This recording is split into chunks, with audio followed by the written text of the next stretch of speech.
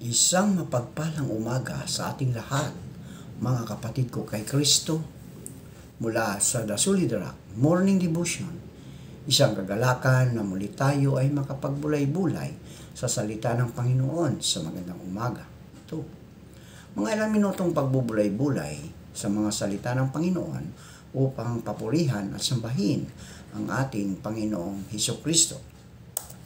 Ano ang iyong panimula tungkol sa pamamaraan ng paglapit ng tao sa Diyos? Paano naapektuhan ito ang pagiging sapat na tagapagligtas ni Jesus sa iyong buhay?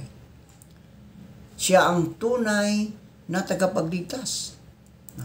Ayon sa Tito 2:11 hanggang 14, siya ang tunay na tagapagligtas. Tito Kapitulo 2, talatang 11 hanggang 14, ito ang sinasabi. Ito ay sapagkat ang biyaya ng Diyos na nagdadala ng kaligtasan ay nahayag sa lahat ng mga tao. Ito ay nagtuturo na dapat tayong mamuhay sa kasalukuyang panahon na may mabuting paggamit ng isip. Mamuhay na matuwid at mamuhay na may pagkilala sa Diyos. Mamuhay tayong tumuatang isa, hindi pagkilala sa Diyos at makamundong pagnanasa. Mamuhay tayo ng ganito habang hinihintay ang mapagpalang pag-asa at marilag na pagpapakita ng ating dakilang Diyos at tagapagligtas na si Hesukristo. Ibinigay niya ang kanyang sarili para sa atin upang tubusin niya tayo mula sa lahat ng hindi pagkilala sa kautusan ng Diyos at malinis niya para sa kanyang sarili. Ang tao na kanyang pag-aari, masigasig at mabubuting gawa. Ang Panginoong Hesus ay Diyos. Siya ay ganap ring tao. Ang katangiang ito ay nagbigay sa kanya ng karapatan upang iligtas ang sanlibutan. Kung si Jesus ay isang lamang tao, wala siyang kakayahang magbigay ng kaligtasan. Manalangin tayo. Ama naming Diyos na sa langit, magpakailanman naway patawarin mo kami sa aming mga kasalanan at gabayan mo kami sa bawat hakbang namin sa araw na ito. Panginoon, salamat sa pagkakataon na binigay mo sa amin upang makatugon sa bawat hamon ng bagong araw. Gabayan mo po kami sa aming mga gawain at pagpapasya. Panginoon, maraming salamat sa pagising mo sa amin ngayong umaga. Naway mapuno namin ang aming puso at isipan ng iyong liwanag at pagmamahal. Panginoon, naway mabigyan mo kami ng lakas at tapang upang harapin ang mga pagsubok sa araw na ito. Tulungan mo rin po kaming maglingkod sa kapwa ng buong pag-ibig at kahusayan. Nais ko sanang hilingin ang iyong gabay at proteksyon sa lahat ng oras ng araw na ito. Pakainin mo po ang aming katawan, kaluluwa at isipan ng mga salita mo. Sa ngalan ng Ama, ng Anak, ng Banal na Espiritu Santo. Amen. Siya lamang ang may kakayahang magligtas. Siya lamang. Ayon sa Mateo 11:25 hanggang 26, lubhang nagtaka ang mga alagad sa kanilang narinig, kaya't nagtanong sila, kung gayon, sino po ang maliligtas? Tiningnan sila ni Jesus at sinabi, hindi ito magagawa ng tao, ngunit magagawa ng Diyos ang lahat ng mga bagay.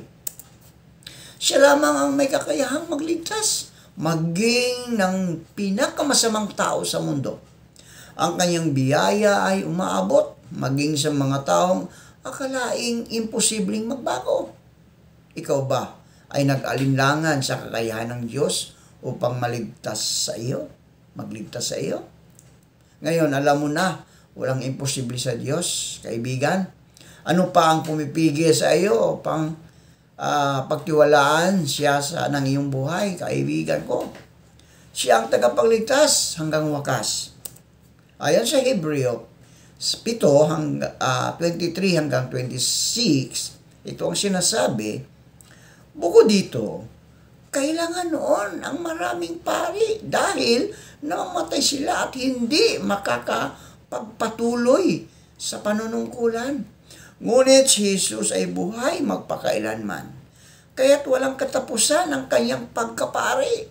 Dahil dito, lubusan niyang maililigtas ang lahat ng lumalapit sa Diyos sa pamagitan niya, sapagkat siya'y nabubuhay magpakailanman upang mamagitan para sa kanila. Sa makatuwid, si Jesus ang pinakapunong pari na kinakailangan natin. Siya'y banal, walang kasalanan ni kapintasan man. Inihiwalay sa mga makasalanan at itinaas sa kalangitan. Dahil si Jesus ay Diyos, siya ay buhay magpakailanman upang manalangin sa ating kapakanan. Siya lamang ang nag-iisang tagapamagitan sa Ama at walang sinuman ang maaaring makagawa nito. Kung si Jesus ang nag-iisa at permanenting tagapamagitan sa Diyos, hahanap pa ba kayo ng ibang maaring mamagitan sa atin? Bakit? Siya ang malalapitang tagapagligtas, kaibigan. Ayon sa Juan 6:37, lalapit sa akin ang lahat ng ibinibigay sa akin ng Ama, at hindi ko itataboy kailanman ang sino mang lumalapit sa akin. Maaari tayong lumapit sa Kanya anumang oras, sapagkat si Jesus ay laging handang tanggapin ang sino mang lumalapit sa Kanya. Paniwalaan natin si Jesus. Paniwalaan natin kaya niya tayong iligtas sa ating mga sala. Pagpasyahan mong ibigay, kaibigan, ang buong buhay mo sa Kanya upang maranasan mo ang Kanyang kaligtasan. Kaibigan, si Jesus lamang ang pagtiwalaan mo. Huwag na tayong maghanap ng ibang paraan upang maligtas. Isang paghamak sa Diyos ang paghanapan ng ibang makapagliligtas sa atin matapos niyang ibigay ang nag-iisang paraan sa pamagitan ni Jesus. Maniwala na si Jesus ay Diyos. Si Jesus ay Diyos. Ito ay isang katotohanan na walang makapagbabago niya, kaibigan. Siya ay nagkatawang tao at namatay sa ikaliligtas natin. Subalit, kaibigan, mananatili na siya ay ating Diyos. Maniwala ka na kaya niya tayong iligtas? Ha? Kaibigan, maniwala na kaya na niya tayong iligtas? Huwag nating isipin na ang kalagayan natin sa buhay ay wala ng pag-asa, kaibigan. Ano man ang mga naranasan natin ngayon, ay kayang baguhin ni Jesus. Siya lamang, kaibigan, siya lamang ang may kakayahang magligtas sa atin. Maniwala na siya lamang ang tagapagligtas at wala nang iba. Kung tayo ay naghanap pa ng ibang magliligtas sa atin liban kay Jesus, ibig lamang sabihin nito ay hindi tayo naniniwala na kakayahan niya na tayo ay iligtas. Paniwalaan natin na anumang oras ay makalapit tayo sa Kanya.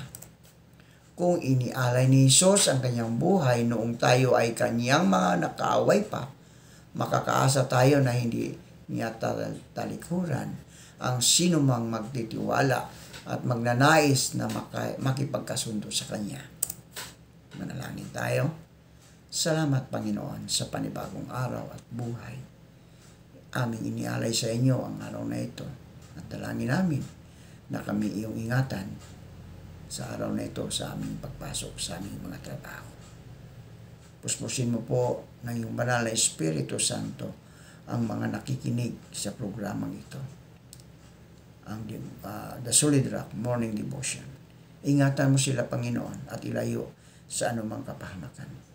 Maging ang aming mga kaibigan, Panginoon, na sa kanilang transportation, sa pamagitan noon, ay ingatan mo sila sa daan, iligtas mo sila sa kapahamakan. Dalangin ko rin, O Lord, ang mga kababayan namin na nagkaroon ng isang pagsubok doon sa Davao de Oro, Panginoon, na marami pong namatay dahil sa landslide, dahil sa walang tigil sa pag-ulan. Lord, aliwin mo po ang mga nawawalan ng mga mahal sa buhay at bigyan mo po sila ng pangangailangan nila, Panginoon, sa araw-araw. Maraming salamat po at purihin ka sa pangalan ni Jesus. Amen. Amen.